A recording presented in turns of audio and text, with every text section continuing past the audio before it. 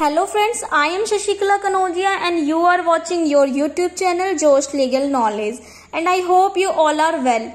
Now, in this video I will cover Muslim law introduction. So let's start without wasting a time. जो law है हमारा वो किसी भी एक्ट को टू सब डिवीजन करता है, जैसे टेरिटोरियल के अंदर कि टेरिटरी किसकी टेरिटरी के अंदर ये लॉ एप्लीकेबल करेगा, ये किस पर्सन जैसे कि होता ना, हमने हिंदू मैरिज एक्ट पढ़ा था कि ओनली हिंदू के पर्सन पे ही एप्लीकेबल करेगा।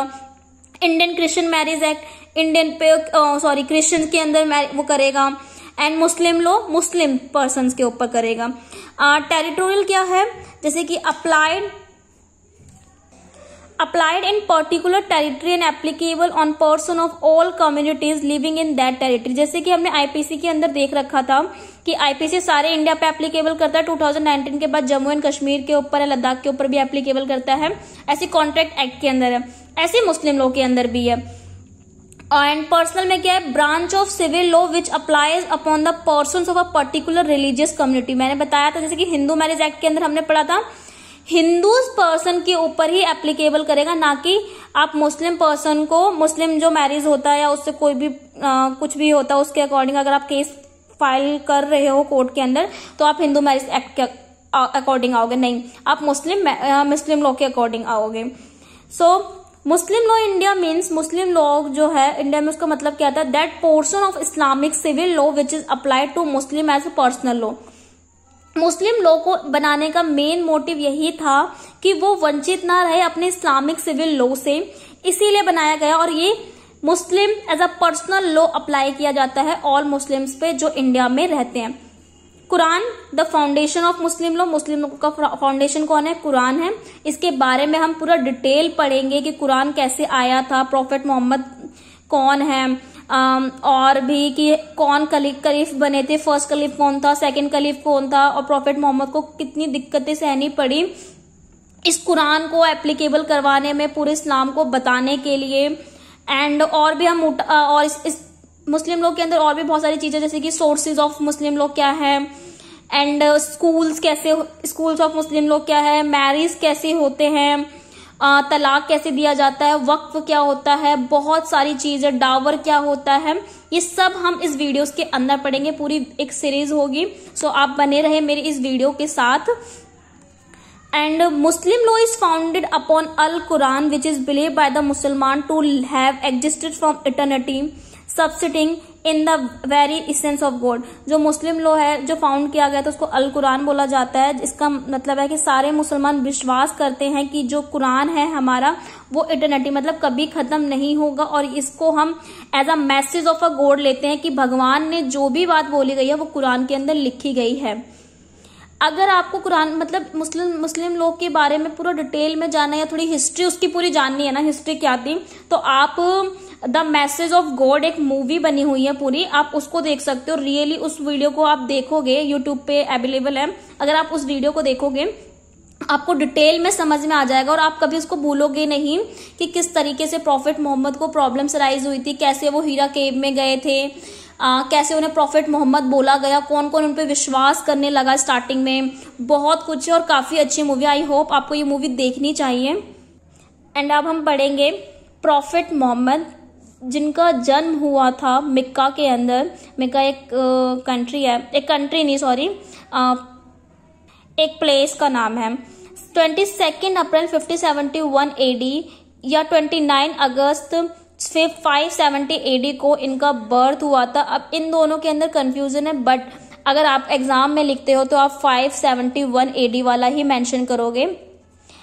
एडी क्या होता है, एडी होता है एनो डोमिनी, जो मैंने अपनी history of judicial service examination का जो मैं पूरा सीरीज लेके आ रही हूँ उसके अंदर मैंने बताया था इसको किस तरीके से मेजर किया जाता है। अगर आपने मेरी वो वीडियो नहीं देखी है तो प्लीज आप उस वीडियो को देखें, आपको एडी और बीसी कैसे काउंट किया जाता है वो समझ में आएगा। और जो प्रॉफेट मोहम्मद थे उनके ग्रैंड पेरेंट्स का नाम क्या था, अब्दुल मुतालिब। उनके और भी थे जैसे कि अब्दुल्ला, अबू तालिब, अब्बास। ये कौन थे, ये मतलब होते हैं ना कि दादा के और भी भाई जो थे सारे, ये सारे थे। अब्दुल्ला जो थे वो उनके होली प्रॉफिट थे, होली प्रॉफिट के मतलब जो अब्दुल्ला थे वो उनके रियली ग्रैंडफादर थे जो बोर्न टू मोहम्मद। और he married at the age of 35 year पे उनकी शादी हुई थी। Name of her wife was Khadija. Khadija से हुआ था 20 और उनके खादिया के 2 सन थे एंड 4 डॉटर्स थे। 2 सन की डेथ हो जाती है इन्फेंसी से। Youngest daughter was Fatima. She married to her cousin Ali. Ali से वो शादी कर लेती है। He was the son of Abu Talib, जो अबू तालिब के बेटे होते हैं। Second daughter of prophet Mohammed is Ruqayya. Third daughter name was उम्मी उसलुम। सेकेंड एंड थर्ड डॉटर जो होती हैं उन्होंने मतलब दोनों ने एक ही से शादी की होती है, उसका नाम होता है ओसामा। अभी आप नॉर्मली इसको समझो क्या होता है, इसको हम पूरा डिटेल में पढ़ेंगे। वाली का मतलब क्या होता है? The message of God first at 40 years.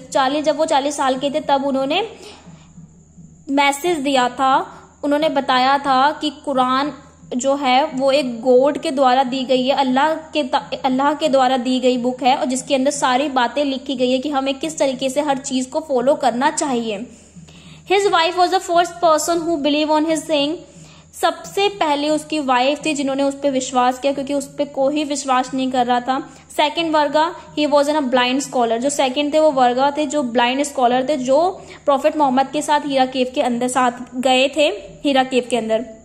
Third Abu Bakr थे। अबू बाकर कौन थे? अबू बाकर जो उनके फादर इन लॉ थे। फोर्थ अली थे, husband of Fatima. Fifth Omar थे। Prophet Mohammed came Medina in 622 AD। वो मदीना में क्यों आए थे? मिक्का में तो उनका जन्म हुआ था, पर मदीना में क्यों? क्योंकि मिक्का के अंदर जब उनको बहुत उनके साथ क्रुएल्टी किया गया, उनकी बातों को सही से माना नहीं गया, उनके साथ बहुत ज्यादा कॉन्फ्लिक्ट, लड़ाई की गई उनके साथ, तब वो मदीना में गए और मदीना के अंदर रियली उन्होंने अपने बात को रखा और वहां के लोगों ने उनकी बातों को समझा भी। प्रॉफिट मोहम्मद की जो डेथ होती है वो 8 जून 1632 AD के अंदर हुई थी। सोर्सेज ऑफ मुस्लिम लोग क्या है? सक्सेसर ऑफ प्रॉफिट, जो सबसे फर्स्ट थे कलीफ। जो कलीफ का मतलब क्या होता है? सक्सेसर। जैसे कि आप वंशज बोल सकते हो ना, कि एक किंग के बाद दूसरा किंग कैसे आया, थर्ड किंग कैसे आया, इस तरीके से। अबू बाकर जो थे, Abu Bakr who is Abu Bakr? Abu Bakr is the father in law of prophet Mohammed, जिनको अनाउंस किया गया था कि he is the first caliph. क्यों? क्योंकि जब इलेक्शंस हुए थे एज अ वोट और तौर पे इलेक्शंस हुए थे, कंडक्ट करवाए गए थे, तो मेजोरिटी लोगों ने वोट किसको दी थी? अबू बाकर को। इस तौर पे दी थी कि अबू बाकर रियली थोड़े से एज में ज्यादा है और इनको समझ है हर चीज की। तो इलेक्शन कंडक्ट करवाया था, he got majority of votes and then he become the first caliph. Ali was not present at this stage. और इस स्टेज पे अली प्रेजेंट नहीं थे। ऐसा नहीं है कि अली मतलब उस टाइम पैदा ही नहीं हुए थे, अली थे उस टाइम, बट अली इस टाइम पे प्रेजेंट नहीं थे। अबू बाकर, क्योंकि खुद भी आप लोग यही सोचेंगे कि उनका बेटा तो प्रॉफिट मोहम्मद के बेटे तो मर गए थे, तो बेटी आई थी, बेटी में फातिमा सबसे बड़ी थी, फातिमा की शादी अली बाकर से हुई थी, तो ऐसे मतलब अली को ही मिलना चाहिए था। बट अबू बाकर को क्यों मिला? अबू बाकर को एज अ इलेक्शन के तौर पे मिला था। इस पे भी बहुत लड़ाई हुई थी कि अबू बाकर और अली के ऊपर, क्योंकि अली चाहते थे कि उनके वंशज के अकॉर्डिंग चले, बट अबू बाकर जो थे, Abu Baqar as a election के तौर पे जीते थे, तो उन्होंने उस तरीके से इसको कंटिन्यू किया। फर्स्ट खलीफ कौन थे हमारे फर्स्ट खलीफ थे Abu Bakr, who is the father in law of prophet Mohammed. Abu Bakr start a sect name Sunni. मतलब मुस्लिम लोग के अंदर आप 2 सेक्ट पढ़ोगे, 2 में डिवाइड कर रखा, जैसे कि सुन्नी और सिया। तो सुन्नी का जो मतलब जिन्होंने फाउंड किया, फाउंडर बोल सकते हो आप, वो अबू बाकर थे। Abu Bakr at that time he was 60 years of old and enjoy this power only for 2 years। जब वो उन्हें फर्स्ट खलीफ बनाया गया वो 60 years के थे और 2 साल के बाद उनकी डेथ हो जाती है। And enjoyed this power only for 2 years and he was died in 634 AD के अंदर, और 634 AD के अंदर उनकी डेथ हो जाती है। सेकेंड खलीफ थे ओमार। आप उमार भी ऐसे लिख सकते हो या ऐसे लिख सकते हो, as your wish. Work for 10 years, he was also assassinated in 644 AD। मतलब ये भी 10 साल तक इन्होंने काम किया, उसके बाद इनकी डेथ वेथ हो जाती है या कुछ और हो जाता है, ये डिटेल में मतलब बता नहीं रखा है बुक में। थर्ड खलीफ थे ओसामा या उस्मान आप बोल सकते हो, husband of second and third, work for 12 years जो भी, और इन्होंने 12 साल काम किया। फिर उसके बाद he was also assassinated in 656 AD। 656 AD के अंदर मतलब डेथ वेथ हो जाती है, उसके बाद कोई और आता है। तो जो लास्ट था वो अली थे। Ali became the fourth caliph. He also assassinated after 5 years in 606 AD के अंदर। शिया जो हमारे ये थे, इन्होंने शिया को जो मैंने बताया था ना कि 2 सेक्ट में मुस्लिम को डिवाइड किया जाता है, शिया और सुन्नी के अंदर। तो शिया का जो फाउंडर था वो अली थे। अली कौन थे? फातिमा के हस्बैंड थे। Fatima, who is the Fatima? Fatima is the elder daughter of prophet Mohammed. So हमें ये इंपॉर्टेंट है कि 2 सेक्ट में सुन्नी को किसने डिफाइन किया था या किसने फाउंडर था? अबू ने। और शिया को अली ने किया था। अब हम इसमें एक चीज और पढ़ते हैं, peace and submission of the Islam को क्या बोला था? Of to the will of God, religious sense, establishment of peace, secular sense. इसमें ये बता रखा है कि जो गॉड का मैसेज है वो किस तरीके से हमें लेना है, किस तरीके से अडॉप्ट करना है, कैसे हम अपने आसपास एस्टेब्लिशमेंट कर सकते हैं पीस को, और किस तरीके से हमें रिलीजियस सेंस को अपनाना है, किस तरीके से अपने सिक्योलर सेंस को करना है, अपने रिलीजियस, अपने धर्म को, अपने कस्टम को किस तरीके से आगे बढ़ाना है। मुस्लिम लॉ जो है, an Arabic word of Muslim is aslam which means acceptance of the faith, and in English is a noun and adjective both, personal profession of faith and something peculiar to Muslim। जो हमारे मुस्लिम है वो मतलब यही बात है कि faith है, पूरा विश्वास है हमें मुस्लिम के ऊपर कि लॉ, कल्चर एंड आर्ट से।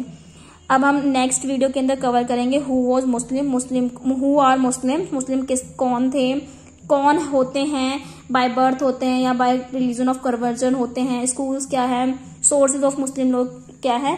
सो प्लीज आप मेरी वीडियो के साथ बने रहें, and if you like my videos and इससे आपको थोड़ी सी भी हेल्प होती है तो प्लीज इसे लाइक करें, कमेंट करें and share with your friends, and also subscribe my channel. Thank you.